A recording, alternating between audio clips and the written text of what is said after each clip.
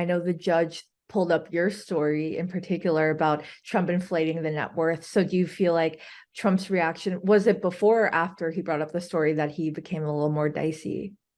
Well, so it was the Attorney General's office that brought up the story, and they wanted to question him about some of the lies that we had exposed in the story. Trump was lying about the profitability of a particular building, and the Attorney General asked him, "Have you lied about the profitability of this building or inflated the profitability of this building in order to try to boost your net worth?" And Trump said, "No, I don't think so." And but that wasn't true, you know. And then the Attorney General's office brought up the story and even played an audio recording that we had released as part of the story of Trump doing just that, inflating the profits of the building in an attempt to boost the value of it.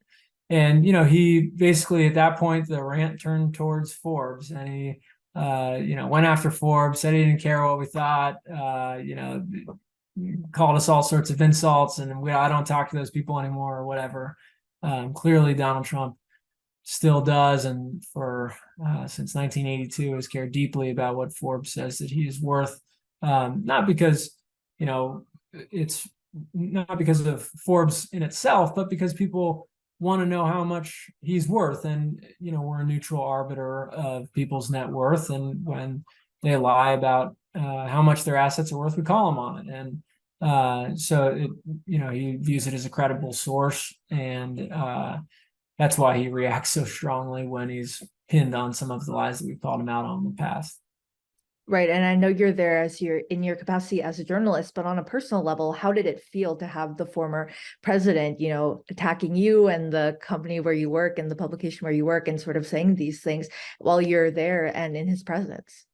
Well, I don't know. I mean, of course, I'm just sort of trying to keep my head down and keep typing away. I mean, yeah, you notice it, you look up.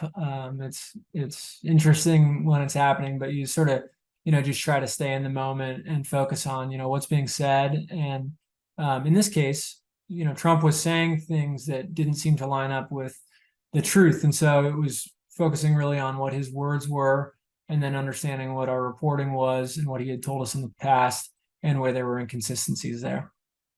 And so last week, when you were talking with our colleague Brittany Lewis, you mentioned that his demeanor really shifts when he's in front of the camera versus behind closed doors. So did you notice that shift again today?